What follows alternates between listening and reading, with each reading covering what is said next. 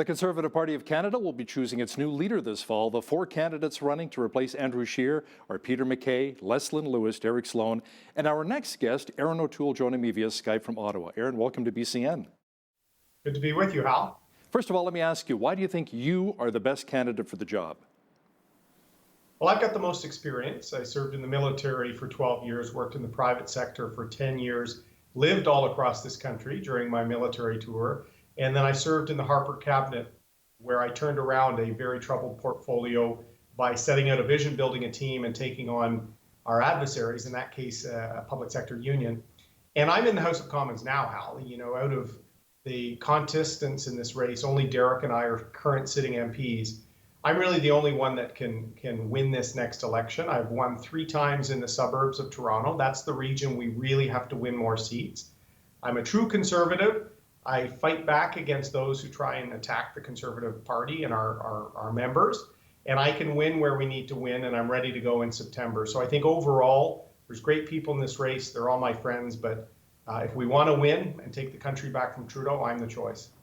Now, you say you're a true Conservative. Some people, Erin, say you're kind of a red Tory, that only Leslyn Lewis and Derek Sloan are the true social Conservatives.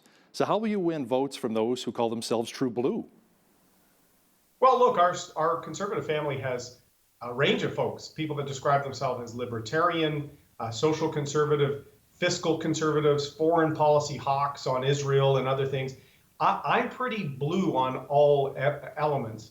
I do respect human rights and the decisions of our courts, but I'll tell you on issues of religious freedom, conscience protections, I was the first candidate to put out significant policies on these. I've supported free votes for all MPs, free speech for MPs. It's fundamental to our party. Peter MacKay obviously has changed his position on a lot of these things. So you can analyze each candidate and say who has 100% of what you're looking for. But if you do that across the board, Hal, it will be different for libertarians, red Tories, fiscal conservatives. I think overall, my military time, private sector, cabinet time, I'm strong on law and order and other issues. I'm true blue, but I want to keep the party united by respecting all views. So, Erin, let me ask you something then. You're going to have some MPs within your rank and file who are going to vote with their conscience and their heart, that are maybe pro-life. They view the traditional marriage as the only type of marriage that's around.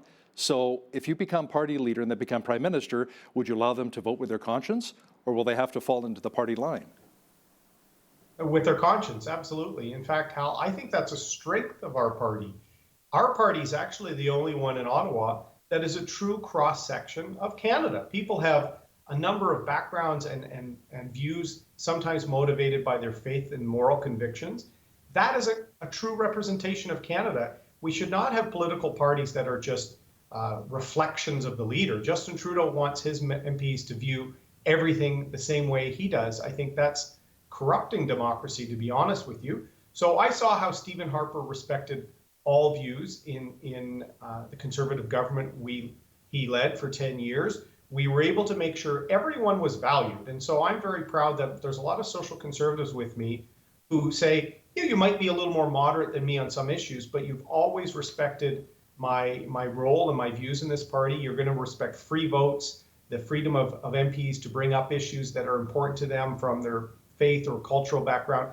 I think that's a strength of our party, Hal. I've defended it since day one. It was Peter MacKay who used terms like albatross and other things that I think shows he would divide the party. I will unite us. So some people say you're more socially liberal but fiscally conservative, Erin. Are you willing to march in the Gay Pride Parade next year, should it take place? Well, when this issue came up, Peter MacKay said he was marching in the Toronto Pride Parade and wanted to call on all other candidates to do the same. I said I would not, because that parade has really become a left-wing expression. They don't allow police or military. They have anti-Israel floats. So I said I would not participate. But at the appropriate way where I can show support for all Canadians, including LGBT Canadians, as leader, I think we have to show that our party is welcoming of everyone. And that means in a diverse democracy like ours, we will have to sort of say, people that don't want the leader to march have to understand why I would make sure that I would show respect for people. The same way, Hal, I've said that MPs should not be forced to march either. That's part of our freedom as a country is to make sure that people can participate or not, can have their values respected. That's what I will defend as leader. So Erin, what qualities would you say that you have over arguably your biggest competitor, Peter MacKay? Well, certainly the biggest thing, I think, I'm the next generation of leadership, Hal. I was Stephen Harper's last cabinet minister. I've been in politics for 7 years. I've been in cabinet, I've got real experience, but I'm not a career politician. Peter was elected in the 90s, and he's not strong with the media. You've seen in this race, he has flip-flopped on everything from Jerusalem to other things. I think if that happens, the Liberal war room and the media will eat us alive. I've never had an issue with losing a debate. I'm strong in the media, I'm principled, and I know my files. I can take the fight back to the left and actually win. I win as a strong conservative in the Toronto area where we only have a few people. So I'm able to win the next election. Peter MacKay's not in the House, he can't win. And I really want to make sure we find a seat for Leslyn. And Derek's already in the House. He's a colleague. I have a good relationship with him. We will unite and win, but I think I'm the only one that can do that for our party. You know, I've noticed as well, there's a little bit of back and forth between you and Peter MacKay. You know, the two camps taking shots at each other, Erin. It says in the Bible, a kingdom divided against itself cannot stand. So shouldn't we see more of a united front when it comes to the Conservative Party of Canada candidates? Well, you'll see, I have great respect for Peter MacKay. He was a very good defense minister under Stephen Harper. As a veteran who had friends that served in the Afghanistan war, I can say that. I say probably as many nice things about Peter every day. But it's important for us to really scrutinize the candidates. Who's been tested? Who under pressure performs? Who is going to be able to hold Trudeau to account for his poor judgment and ethical failings, or who will have their own history of gaffes and mistakes drawn out? I think a lot of our members thought that we didn't have a tough enough leadership last time because on the campaign trail, our leader, Andrew Scheer, was surprised by a number of things. He hadn't really been put through the pressure of a race with 14 candidates. So I'm being tough but fair in this race to show that I've stood by my principles. I've defended them. I like to joke with my wife. My biggest accomplishment is I'm scandal-free in my time in politics. And I will keep it that way because we need to be smarter and more disciplined than the Liberals because they've got most of the media on their side. We have them working against us, so we need a leader that's principled and professional. Now, speaking of scandals, I'm glad you brought that up. There's more controversy surrounding Prime Minister Justin Trudeau with the We Charity scandal. Now, this isn't the first ethics issue involving our Prime Minister. We don't have to look too far back, including SNC-Lavalin, the Aga trip, not to mention the blackface controversy. Why is it that nothing seems to stick to Prime Minister Justin Trudeau? Many refer to him as the Teflon man. Well, I can tell you, in the last election last fall, voters in my province, in Southern Ontario, where there's 80 seats, they were looking to move away from Trudeau. And I think we did not run a good enough campaign. I think most Canadians know Trudeau is very phony. They know he's incompetent on the economy, and they will be looking who is ready to govern, particularly coming out of a crisis with $1 trillion debt, a $343 billion deficit. Who is ready? That's why I think being in the House, being someone that's held my own under fire, Leslyn Lewis has run a good campaign, but has never been really tested, hasn't been elected. I want her to get a seat and join our caucus and be a strong voice. But who can hold up under the withering fire of the Liberals, the NDP, the Green, and the media? It's me. If we can do that, Hal, I think a lot of swing voters are tired of Trudeau. They know he was late in his response to the COVID crisis. And now this ethical scandal where his family has benefited and he was helping friends, and we're talking about a children's charity here. I think a lot of Canadians are saying it's time for ethical, principled leadership, and that's what the Conservative Party can offer.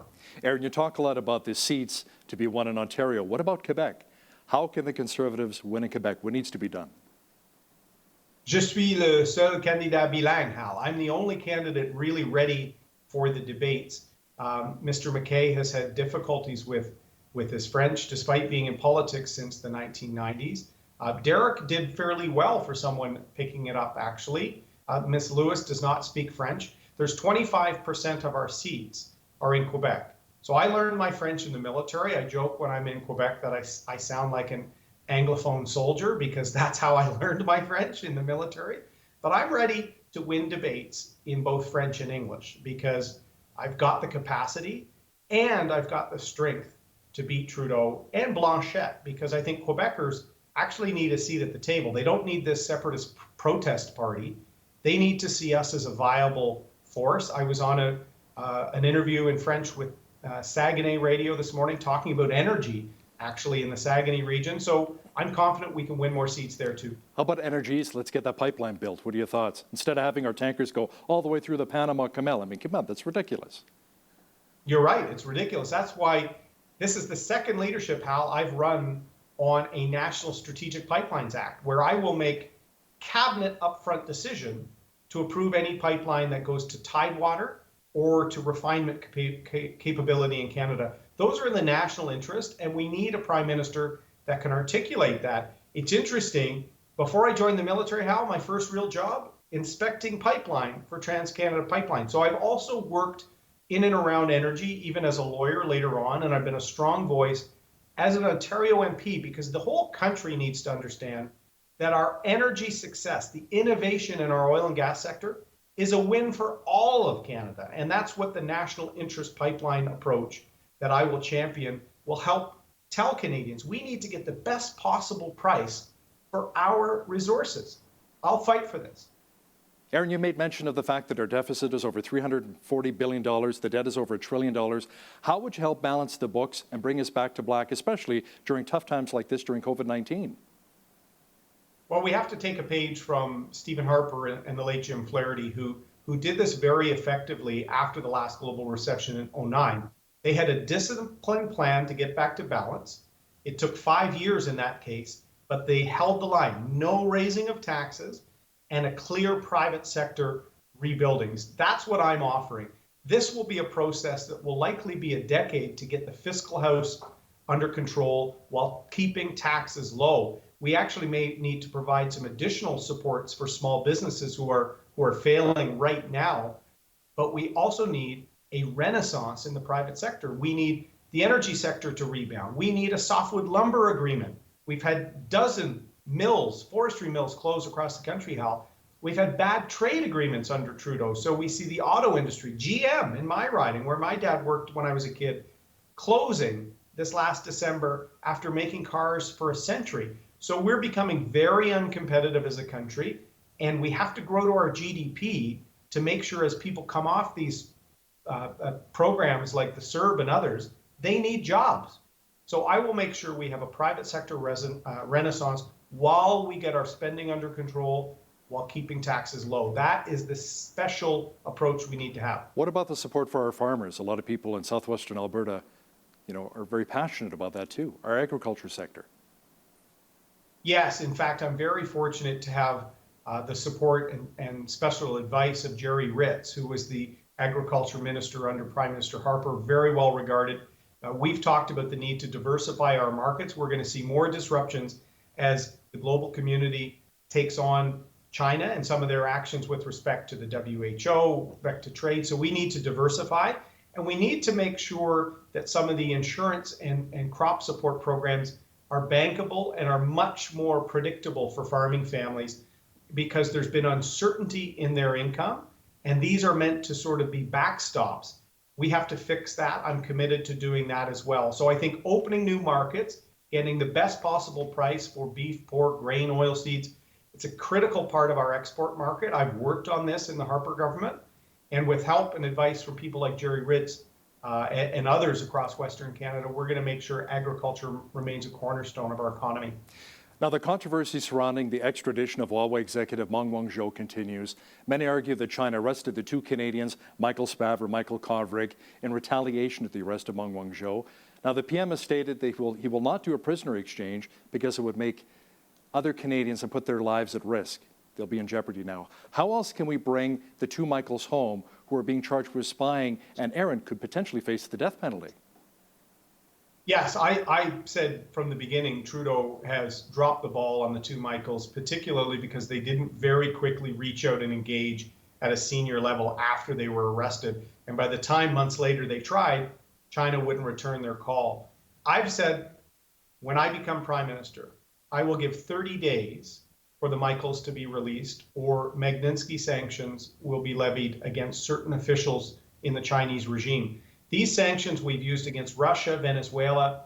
When corrupt state actors are abusing the international rule of law, that should be used. Sure, it is as much symbolic as anything else, but then what I'm going to do is I'm going to ask some of our allies to take the same approach to sanction communist officials for these actions. This is stealing the liberty of people because they want to pressure Canada to release a sort of someone who's almost royalty within the communist system because of the Huawei connections. We need to stand up as a country for the values we believe in and have other countries of a democratic nature like Australia, the UK, the United States do it with us.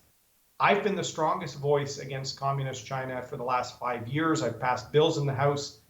I asked Trudeau about WHO corruption with China 2 years ago in the House of Commons. So with me, we will have a principled foreign policy and we will stand for our values and our allies again. Conservative Party of Canada leadership candidate Erin O'Toole, thanks for joining me today from Ottawa. Thank you, Hal.